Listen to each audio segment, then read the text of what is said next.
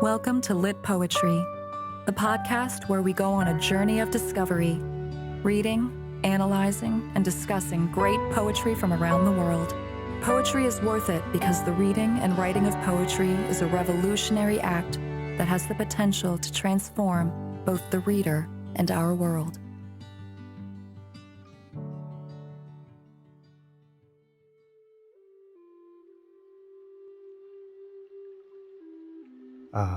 Just think about all those wise words uttered by the noble sages of this world, that all of us as human beings at some point in our lives have hungered for with an insatiable appetite.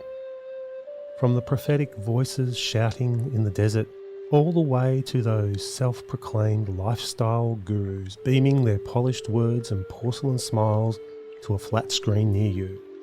We live at a confusing time in history, in a world filled to the brim with voices competing for airtime and our attention. It's a world where high-profile faces are slapped with gusto onto billboards, and where B-grade celebrities rise to notoriety by doing the reality TV show circuit in order to sell their brand. So where do we go in such perplexing times for sound advice?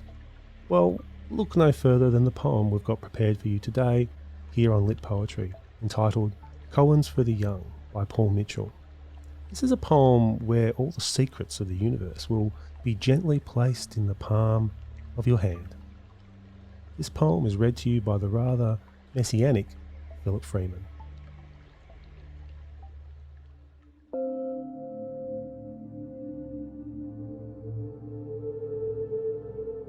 Koans for the Young by Paul Mitchell. Just because ghosts don't exist doesn't mean they can't haunt you. When you're old, remind the younger you that you don't like what old people say. Once you realize you don't know anything, you'll know you're no longer young. Imagine you're talking to your younger self. Now imagine that's me. Luckily, I've got nothing to say. Not to you, anyway. As you know, time is only the same for us because we're on this planet. But when are you reading this? A theory destroyed is an angel shooting a pop gun at a circus lion projected on a clown's behind. God knows everything, except how to be an atheist. That dream you keep having where you miss your exam hasn't happened yet. If it has, remember, the answers are in koans I've yet to write. I had a final koan in mind about the wind, but it was gone before I had time to wonder where it came from.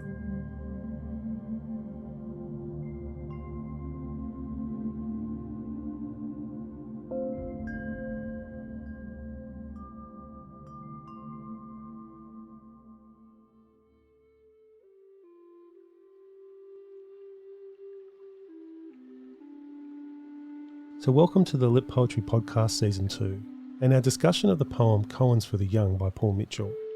And if you hadn't already picked up, no, I'm afraid this poem doesn't actually contain the answer to the meaning of life, but it does contain humour, and it raises many interesting questions about art, wisdom, and the interpretations of literature in our world as well.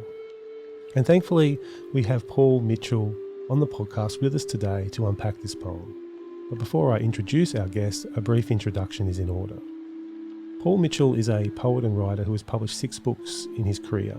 These include a collection of essays, Matters for Life, in 2021, the novel We Are Family, in 2016, short fiction, Dodging the Bull, in 2007, and 3 collections of poetry, Minor Physics, 2003, Awake Despite the Hour, 2007, and Standard Variation, 2014.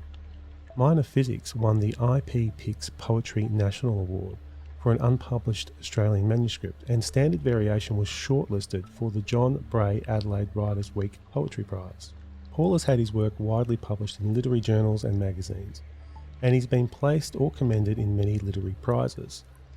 He's written for film and stage, and he has a PhD in creative writing from La Trobe University. So welcome, Paul, to the podcast. It's great to have you on the program. Thanks very much, James. Thanks for having me on. Oh, no, it's a pleasure having you on. And it's going to be a very interesting discussion, I think, today with your poem. I think it's a little bit different from what sort of poetry I've been featuring on Litpoetry. Can you tell us a little bit about where this poem came from? Because I know I had a little bit of a preliminary discussion with you, and I think you mentioned something vaguely about you didn't know exactly where it came from. So maybe you could fill in that story for us.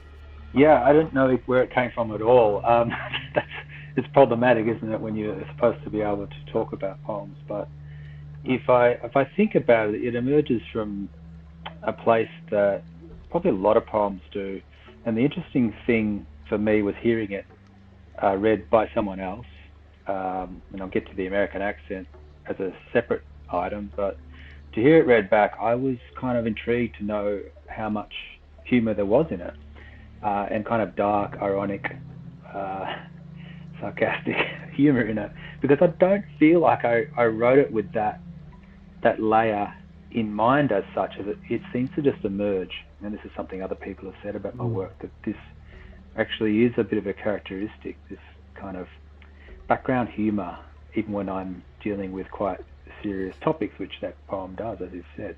So in a sense, it is reasonably characteristic of what I do, but certainly I do write more serious things as well. Yeah, well, having read some of your stuff, I would say that. And I chose this just because I thought it was a unique take on poetry that we haven't sort of looked at Litpoetry so far. So can you talk a little bit about that serious, more serious nature that the poem was intended for? So what did you have in mind when you were writing this poem? What was it? Did you have an intention to begin with, or did you just sort of freestyling on the page and seeing what would happen?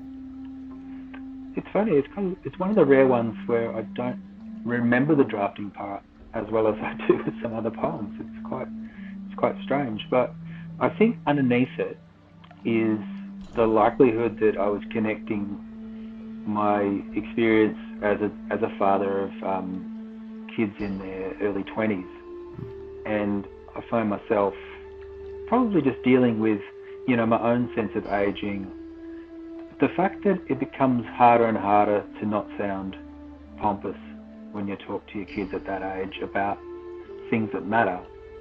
I mean, I'm lucky in that I've got two adult kids that will ask me for advice, because the last thing you want is to be offering advice where it's not wanted. And I think that's one of the big problems for any parent, is doing that. So for me, sometimes my poetry is a vehicle for working out some of these issues in my own life and relationships. So, but particularly that sense of, hey, I'm getting a little older now. I've probably got some things I could say. And I find the koan and the parable and those kinds of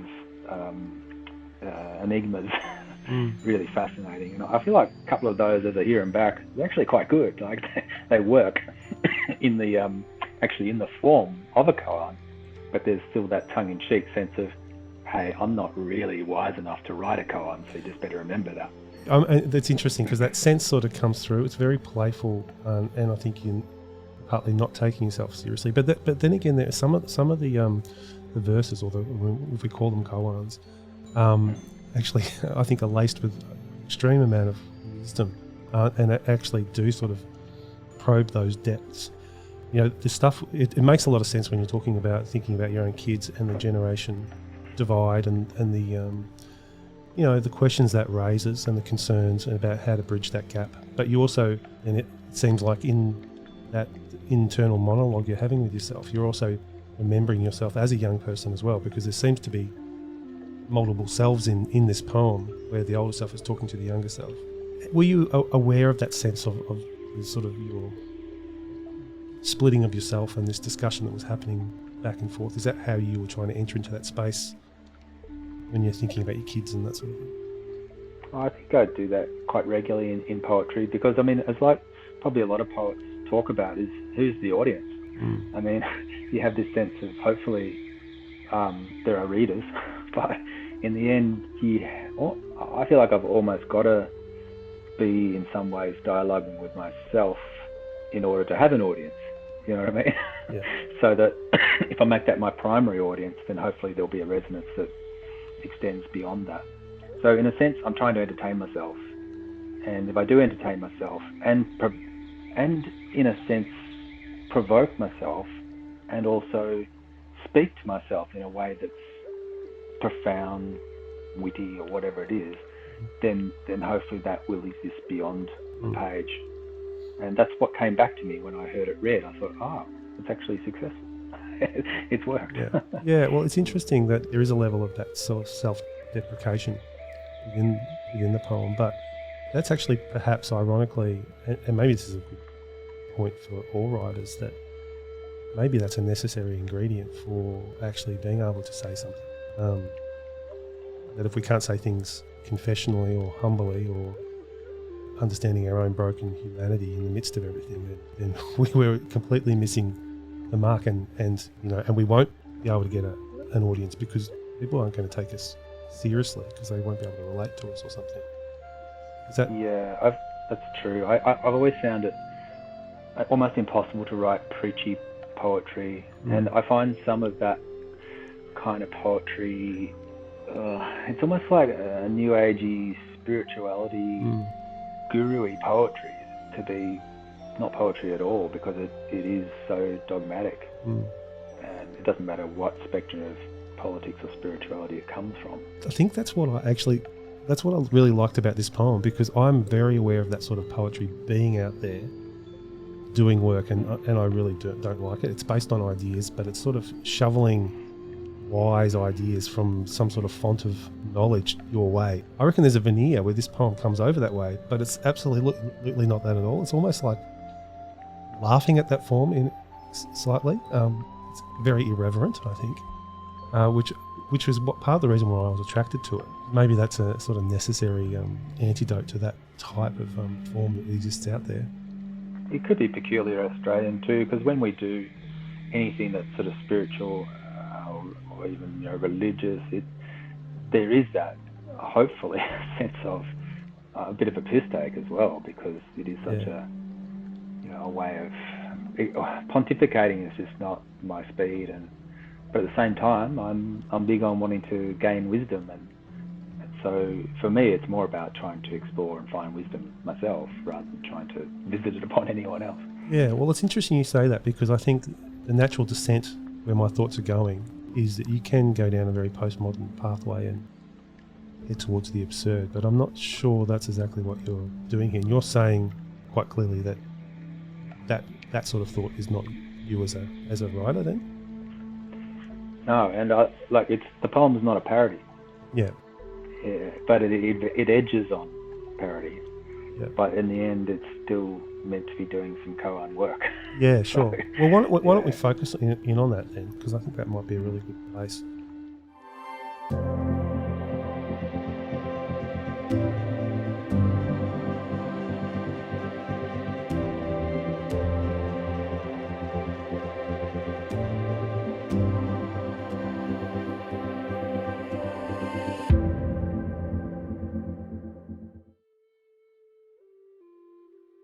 So the first verse is just because ghosts don't exist doesn't mean they can't haunt you.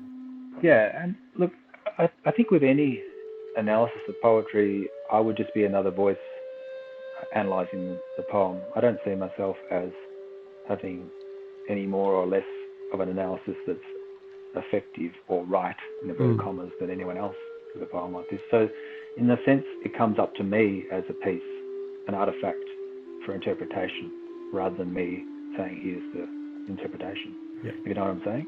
Yeah, sure. So for me, what comes across is, for me, it's about the ghosts of lovers and past people in your life. That's what I'm trying to get at there. The notion that they may not exist in one sense, but in another sense, they very much do, and can haunt you then potentially for the rest of your life if the relationship is strong. So is that kind of like the sense too with a human being that we move on, we might get to stages where we're feeling, I don't know, healthier than our past self. But at any stage we can be besieged by ghosts that are there that we're not aware of, like our old self, our old foibles and all that sort of thing. I think that I was recalling probably two poets that I have really liked, A.D. Hope and Kevin Hart, in those lines, because I think it's A.D. Hope, I could be wrong, I'm terrible with this, but he talks about ghosts that haunt the heart's possession, and Kevin Hart was talking about all night being haunted by the ghosts of relationships in one of his poems. So I think it's really in that ballpark that I'm operating with that line. Yeah. The second verse is, when you're old, remind the younger you that you don't like what old people say. I really love this one. It's pretty straightforward, that one. It is, yeah. And being an older person myself, there's a lot of wisdom in it, which kind of goes on to the next one where it talks about, once you realise you don't know anything, you'll know you're no longer young, which is that ironic understanding that, you actually, as you get older, you realise that you really do not understand things as well as you thought you did in your idealistic 20s and stuff like that. It's just that adage of simplicity, complexity, and then simplicity the other side of complexity. And I think we're talking about T.S. Eliot's lines there, which really play into some Buddhist constructs as well. So I think that's what I'm pointing to there. And whenever I look at those two sets of lines, if we want to call two koans that join together, I guess one of my foremost experiences was as a 21-year-old or 20-year-old. I couldn't get a job anywhere after uni, and I worked in nursing homes. And for me, as a young person starting out in life, to work in those institutions was just such a hugely interesting and powerful way to start my life and my working life. To see where you end up, and now, at the age I'm at, I'm moving in that direction. And it feels like the journey has been so short. And so I guess that's partially what this poem's about, the shortness of this journey that can seem so long when you are young. It can seem so far away. And then in a moment, there you are. Yeah, true. And I think that's certainly the experience I had as I get older, and time seems to accelerate too, which is worse. It seems to be an eternity that you have when you are in your 20s and late teenager. Yeah. So that's very interesting that you talk about working in nursing homes and what you learned from that. Has that informed much of your work over the years, that knowledge? So you're seeing people at their end stages. Yep. And also, I imagine, exposed to how our society and the apparatus of our society treats people in those sort of positions, because what were working conditions like? I was working in nursing homes, but I also worked in a sort of social work. I wouldn't even call it social work. It was more sort of an assistant, attendant, carer to older people in housing commission flats as well. So there was that element too. And for me, like that entire period wasn't just formative for my writing, it was formative for my entire life. Like, I wouldn't change that experience. It's been crucial for how I see the whole journey of life, like start to finish. Yep. And also in how I, look at older people, and just the lack of respect, and the fact that we start to move away from living communally as Western Anglo people. There's so much to learn from other cultures that we just haven't learned. And it's been a really significant thing. And it's permeated my writing in lots of different ways, in poems and stories and even in novels.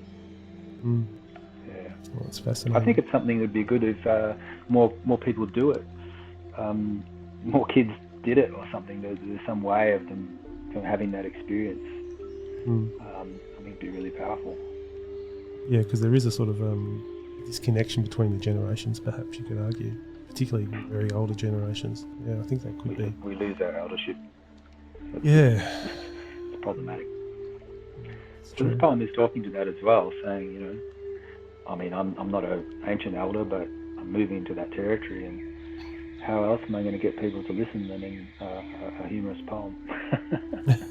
Yeah, so it goes on, and then there's quite a different thought here. And as you know, time is only the same for us because we're on this planet. But when are you reading this?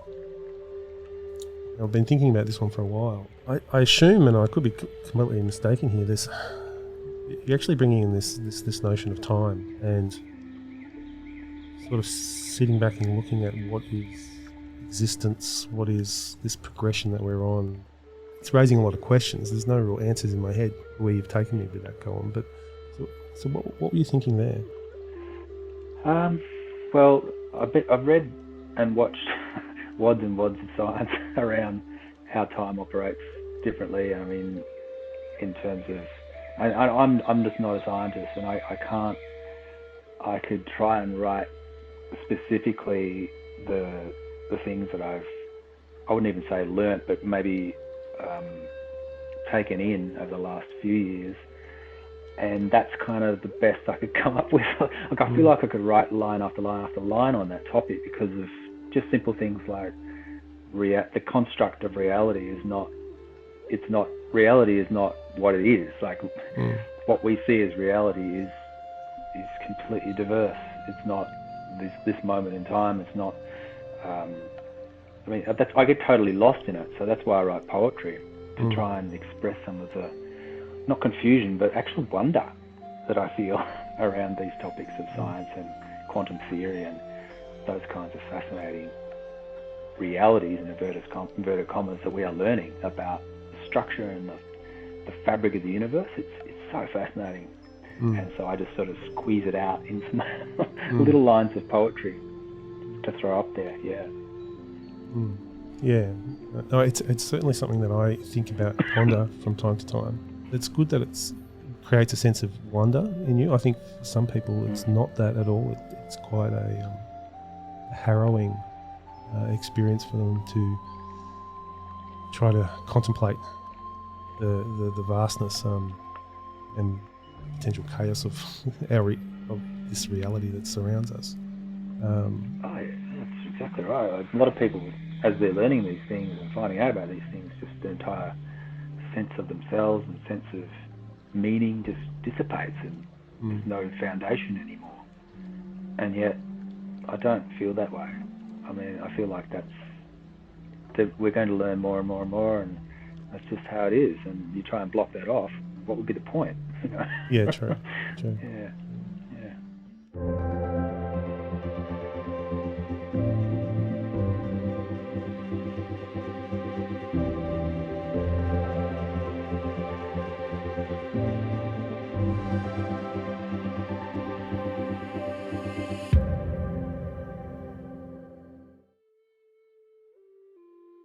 And you've got a couple of very humorous Koans. Perhaps the one with the most humour. A theory destroys an angel shooting a pop gun at a circus line projected on a clown's behind, followed by God knows everything except how to be an atheist.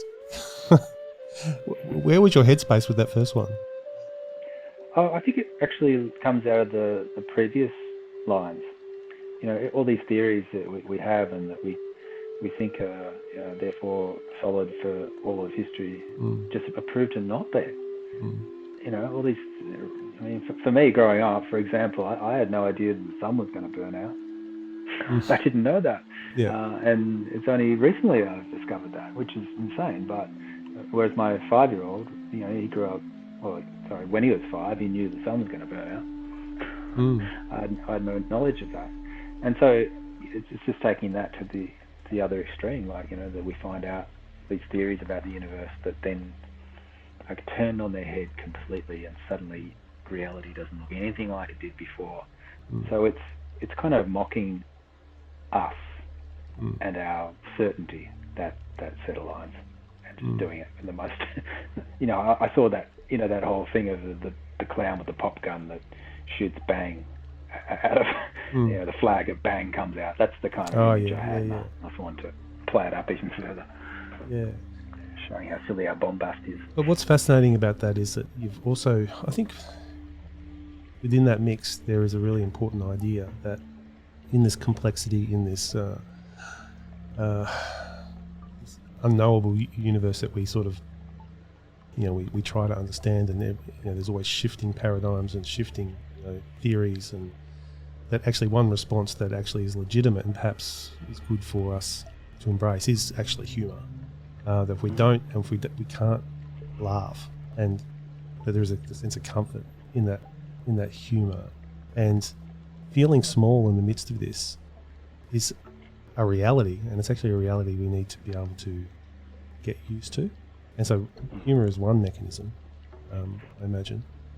And perhaps if you didn't have humour, the fallout maybe wouldn't be as easy to manage, perhaps. Because I imagine some people have serious crises over some of this knowledge and things changing and shifting.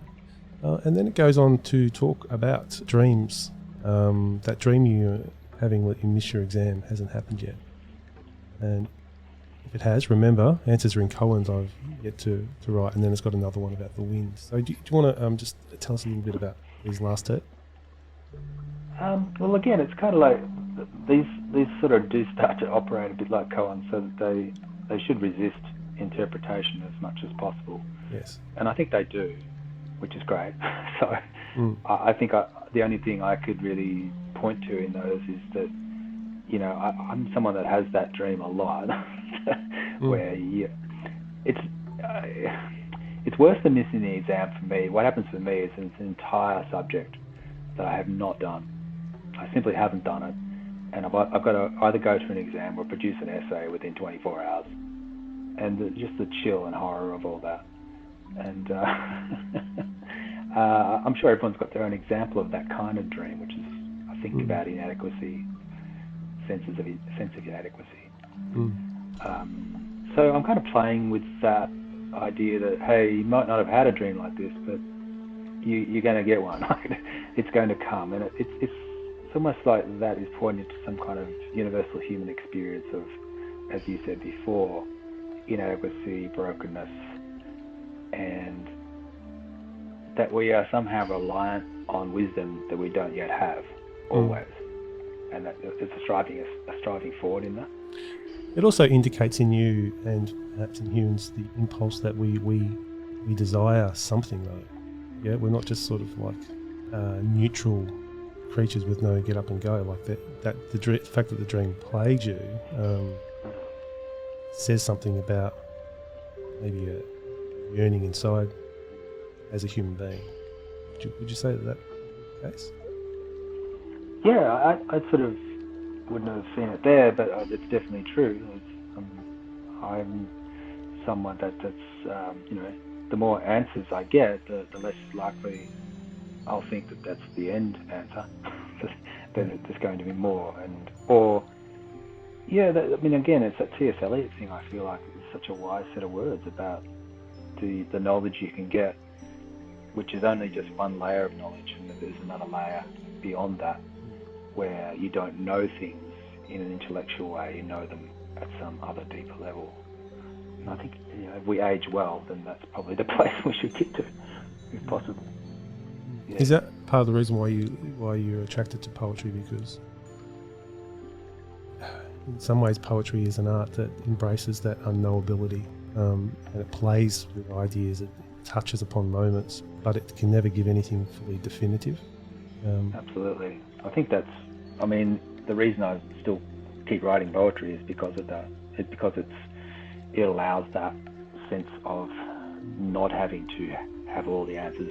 It's exploration, and for me, that's what keeps me going. That's what keeps me reading it, and that's when I read poems. If I read poems that are didactic and preachy or overtly political without a sense of, possibility, or the possibility, hey, I could be wrong on whatever topic, then I find I resist that kind of poetry. I certainly resist writing it. I definitely resist reading it. So, yeah, I think I'm probably cut from the same cloth as you, because I probably have those same problems with reading. I write a lot of prose, a lot of non-fiction, and you settle your ideas there much more. But with poetry, I'd want it to be unsettled, And so my poetry, I think, is for only for people who don't want everything defined. If you want everything defined, my poetry is probably not the place to go. Yeah, well, like I've said on the podcast with I think other guests that I've had on, I think it's that place in between, categories in between. We don't want answers, certainties. We want to be in that position of flux in between, wrestling with what the truth is, and perhaps if we ever sort of finally settle on an answer, we've lost ourselves in the journey, because it's a cliche, isn't it? It's the journey is where growth and reality is, not the destination, which is and maybe that's why our lives are short, because it's such an exhausting process to continually have to exist in that space, perhaps.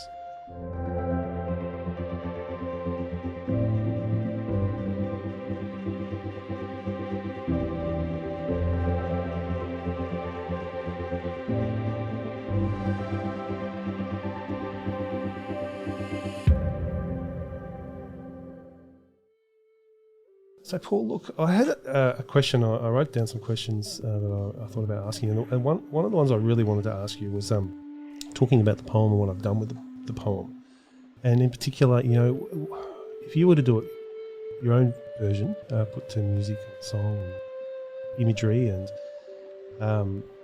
what would be different? What would you do? And I'm pretty keen to hear a critique of what I've done. You shouldn't feel like you have to hold back, and what questions it's raised for you. I just thought it would be really interesting to hear those thoughts. No, it's interesting because I've worked quite a bit with musicians with my poetry, and just recently, a couple of years ago, did an album with a multi-instrumentalist, Simon Mason, and we worked lots of poems and worked some of them into songs entirely. Other bits were just more spoken word with soundscapes, background, beats. So I'm quite used to it, but I never thought of doing that one in any way. So to hear it was interesting, and I felt like it really did a lot of justice to it, because I loved the wafty, windy bells and all that. There was a deep irony in that, and then the American accent. At first, I was like, oh. But then when I listened to it more, I thought it actually amps up the humour even more, because I feel like we've got that, almost as Australians, we've got that voice in our head, that American kind of, not preacher voice now so much as the public speaker voice, that guru voice. The guru voice, and that's that's why I commissioned Philip to do it, because I think being in Australia, we do have those associations with the American voice. But I was unsure how you would react to it, so I was a little bit nervous about it. So I actually thought it really even pushed up the humour more, and it was by the second listen, I thought, I really get this. That makes a lot of sense, and it revealed to me, as I said, things that I didn't know about the poem and my own attitude to koans and guruism. So that's been a big thing for me too. So I think I don't like gurus at all. I read the poem in that way. I could get that sense that what you were doing, and that's why if people get the opportunity to look at the video that was made for it, it's got like this candle floating in the cloudy sky, which is very stereotypical, but it's interposed with this sort of static TV test strip imagery that comes in and out and sort of breaks it up and gives it a level of sort of dysfunctionality, I suppose, which is probably my interpretation, where I'm saying that this is broken, there's something wrong, there's something that isn't tuned in properly here in what's going on. But generally speaking, I just thought really strip back and be very minimalist with this particular poem, because that's what a koan is. It's minimalist. It doesn't need a lot. It needs to be subtle. No, I really liked it. It's really, as I say, it's great when you hear something and it reveals something about your own work. I think that's really positive. Yeah, it's an odd thing. I had some work commissioned for, going back a while, it was like the first chapter out of a verse novel that got read at the Poetry Festival in Melbourne, and it was written from the perspective of a young Filipino boy, and they commissioned a Filipino guy to read it.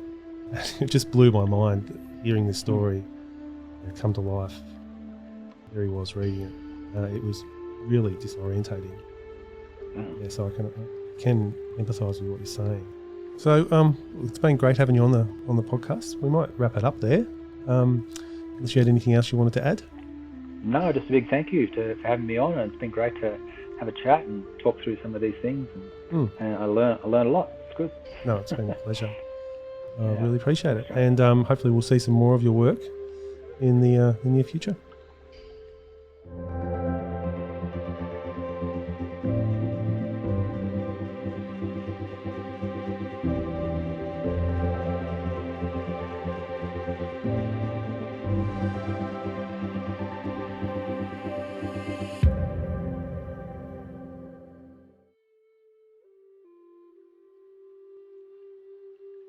So it's time to wrap up this week's episode and say goodbye.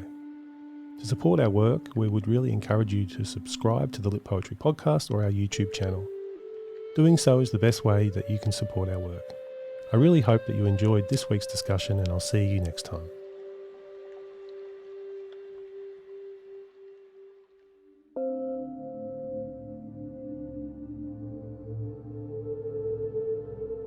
Koans for the Young by Paul Mitchell. Just because ghosts don't exist doesn't mean they can't haunt you. When you're old, remind the younger you that you don't like what old people say. Once you realize you don't know anything, you'll know you're no longer young. Imagine you're talking to your younger self. Now imagine that's me. Luckily, I've got nothing to say. Not to you, anyway. As you know, time is only the same for us because we're on this planet. But when are you reading this? A theory destroyed is an angel shooting a pop gun at a circus lion projected on a clown's behind. God knows everything, except how to be an atheist. That dream you keep having where you miss your exam hasn't happened yet. If it has, remember, the answers are in koans I've yet to write. I had a final koan in mind about the wind, but it was gone before I had time to wonder where it came from.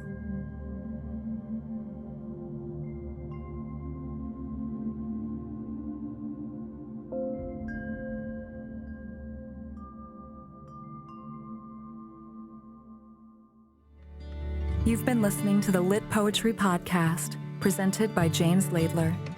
For more podcasts, poetry videos, and other useful resources, visit our website at www.litpoetry.com. Thanks for listening.